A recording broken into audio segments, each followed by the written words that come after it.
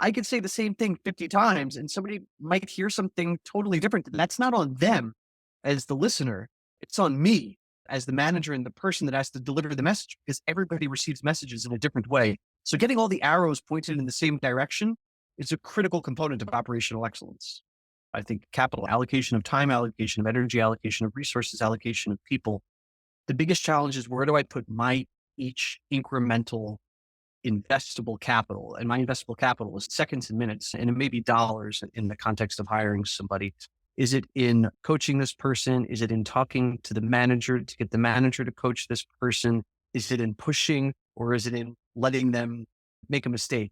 So this is maybe farther than you want to go, but I think about every moment having and every activity having an opportunity cost. When I engage in an activity with a person or anything, it is implicitly stating that it is more valuable than every other activity that I could possibly engage in at that moment of time. It applies to the whole organization in life. And so that's the challenge. Where does the next incremental moment go? One thing that's powerful, if you could do it without being patronizing, is leading through this kind of Socratic method of asking instead of telling. It is infinitely higher ROI to take somebody that's good at something and make them great, or take somebody that's great at something and make them amazing than it is to take somebody that's not good at something and make them okay.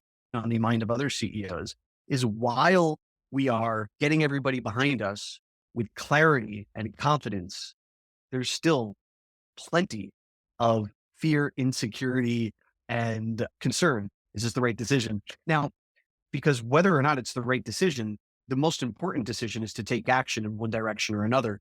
I think Bezos frames it well with the door. Imagine that tomorrow you meet with one of your mentors. What would be an example of one thing you would ask them? If it's somebody that knows me, you see that I could be doing better or differently. If it's somebody, if I'm trying to solve a specific problem, then I'll say, here's a problem.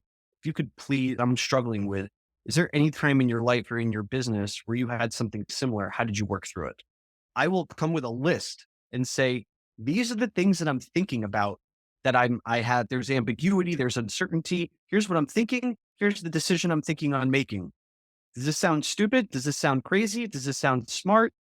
And oftentimes it's, yeah, that's sound, but sometimes it's, that's ridiculous. Why are you making that decision? And then we can have a conversation about it. As long as I'm open to having my ass kicked, which I am, then it's an easy conversation.